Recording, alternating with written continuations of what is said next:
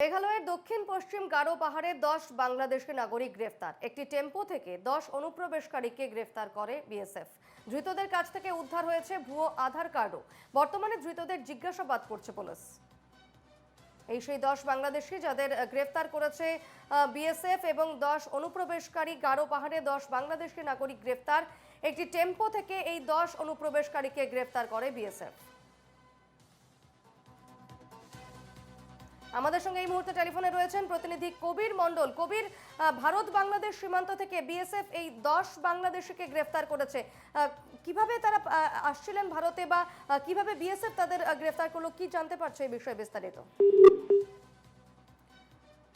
সম্ভবত যোগাযোগ বিচ্ছিন্ন হয়েছে। আমরা কথা বলবার চেষ্টা করছিলাম আমাদের প্রতিনিধি কবির মণ্ডলের সঙ্গে। তবে জানিয়ে রাখি, ধৃতদের এই মুহূর্তে জিজ্ঞাসাবাদ চালাচ্ছে পুলিশ এবং 10 অনুপ্রবেশকারীকে গ্রেফতার করেছে বিএসএফ। একটি টেম্পো থেকে তাদের গ্রেফতার করেছে বিএসএফ। মেঘালয়ের দক্ষিণ পশ্চিম গারো পাহাড়ে 10 বাংলাদেশি নাগরিক গ্রেফতার। একটি টেম্পো থেকে এই 10 অনুপ্রবেশকারীকে গ্রেফতার করেছে বিএসএফ। ধৃতদের কাছ থেকে উদ্ধার হয়েছে ভুয়ো আধার কার্ডও। বর্তমানে তাদের জিজ্ঞাসাবাদ করছে পুলিশ।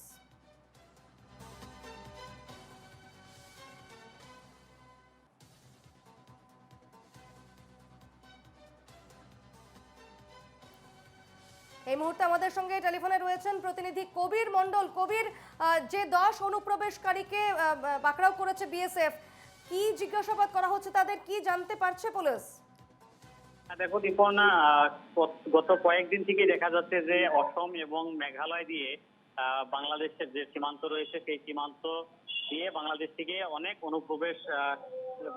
অনুপ্রবেশের ঘটনা এখানে দেখা যাচ্ছে। আর বিশেষ করে গতকালকে যেটা ভারত বাংলা সীমান্ত মেঘালয়ের দক্ষিণ পশ্চিম গারো পাহাড় জেলা, সেই জেলার জিগজাগ নামের একটা জায়গা আছে। সেই জায়গা থেকে পুলিশ এবং 100 নম্বর ব্যাটালিয়ন বিএসএফ তারা যৌথভাবে যখন খবর পান যে 10 জন বাংলাদেশি একসঙ্গে তারা ভারতে প্রবেশ করেছে মেঘালয় সীমান্ত দিয়ে, আর সেই সময়ই তারা অভিযান চালান এবং একটা অটো রিক্সা দিয়ে তারা যাওয়ার সময় সেই সময় তাদেরকে করায়ত্ত করা হয়, তো তাদেরকে আটক করা হয়।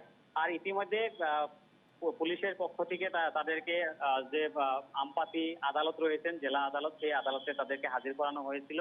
আর সেখানে বিষয়টা নিয়ে কিভাবে তারা আসলো, আর আসার পরে একটা কথা বলতে হবে দীপর্ণা, যে তারা আসার পরেই ভারতের আধার কার্ড তারা বানিয়ে নিয়েছে, ভুয়ো আধার কার্ড বানিয়ে নিয়েছে। আর সেই আধার কার্ড দিয়ে হয়তো দেশের বিভিন্ন প্রান্তে তারা বিভিন্ন কোম্পানিতে তারা চাকরি করার জন্য চেষ্টা করার কথা ছিল। কিন্তু এই বিষয়টা কিভাবে তারা আধার কার্ড বানালো বা কিভাবে তারা আসলো, একদমই কবির, কিভাবে তারা এই আধার কার্ড বানালো এবং ভারতের কি কেউ তাদের এই আধার কার্ড বানাতে সাহায্য করেছে, সে বিষয়ে কি পুলিশ কিছু জানতে পেরেছে তাদের কাছ থেকে? সেই বিষয়টা তদন্ত করার জন্যই আদালতের কাছে পুলিশ দাবি জানিয়েছেন তাদেরকে জিম্মায় নেওয়ার জন্য। আর ইতিমধ্যে আদালতের পক্ষ থেকে 3 দিনের জন্য জিম্মায় দেওয়া হয়েছে। আর বর্তমান দেখা যাচ্ছে জিগজাগ যে পুলিশ রয়েছেন তারা কিন্তু তাদেরকে জেরা চালাচ্ছে। গতকালকেও তাদেরকে জেরা চালানো হয়েছে, আজকেও জেরা চালানো হয়েছে। কিন্তু পুলিশের পক্ষ থেকে এখন পর্যন্ত যদিও কোনো তারা মতামত সাংবাদিককে তারা জানতে দেয়নি। কিন্তু একটা কথা বলতে হবে, দেখো বিভিন্ন সময় দেখা যায় অসমেও এভাবে যখন বাংলাদেশিরা ধরা পড়েন, তাদের যে ভুয়ো পরিচয় পত্রগুলো থাকে বিভিন্ন দালালের সহযোগে তারা কিন্তু অসমে প্রবেশ করে বা ভারতে প্রবেশ করে।